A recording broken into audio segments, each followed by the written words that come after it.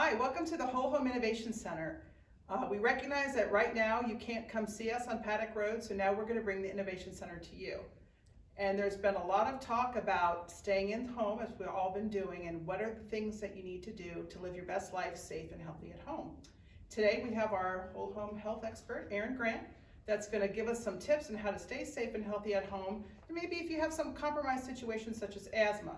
So Erin, I just wanted to ask you to start off, what's the difference between cleaning and disinfecting?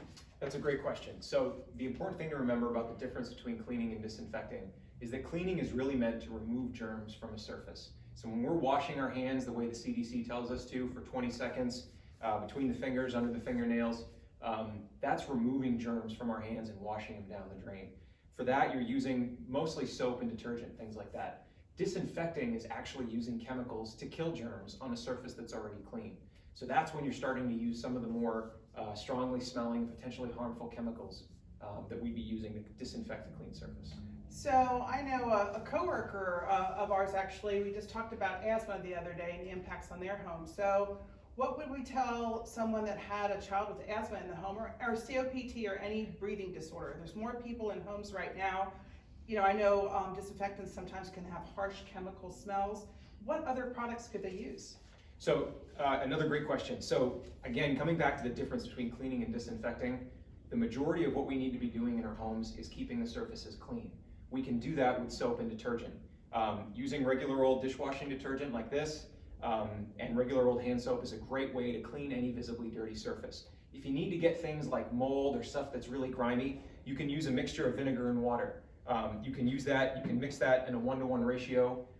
You can keep it in a spray bottle. For stuff that's really resistant to that type of cleaning, you can use baking soda as an abrasive. That's really your first line of defense. You really shouldn't be cleaning with chemicals. Chemicals are things that are meant to kill germs on a clean surface, and the more we use, the more things we're putting into the atmosphere and the more things that we're breathing. So we want to use those as sparingly as possible. Usually only in places where you have raw meat or where you think you've touched these things frequently, where you may have had other visitors in your house.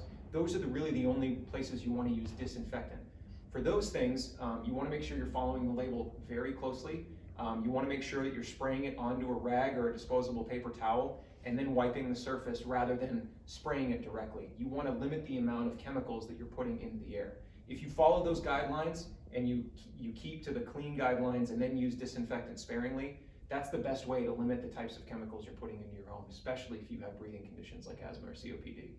So Erin, would you mind kind of giving the spray bottle a test drive for me? Because people have different visions of what it looks like to do a simple spritz. I have seen some people do some crazy things with some sprays and disinfectants right now. Absolutely. So if you'll give me my 6 feet of social distance. You got it. So again, on a clearly marked spray bottle, you would make sure that anything that you're using, especially in a spray bottle, is very clearly marked. Especially if there's kids in the home, you want to make sure that these things are labeled and they're kept out of reach of children.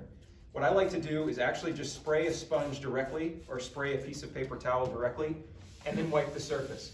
This way you're breathing in less of the airborne contaminants and you can better control what you're wiping. For something like 70% isopropyl alcohol, it flash dries very quickly. You want to leave the surface wet for 1 to 2 minutes or whatever the label tells you to do, and let the disinfectant really work. When you're done, you can use a different piece of paper towel or cloth, spray it with water, and then you can wipe off any remaining residue that might exist. And that way you're not leaving any chemical residue on your surfaces as you clean or disinfect.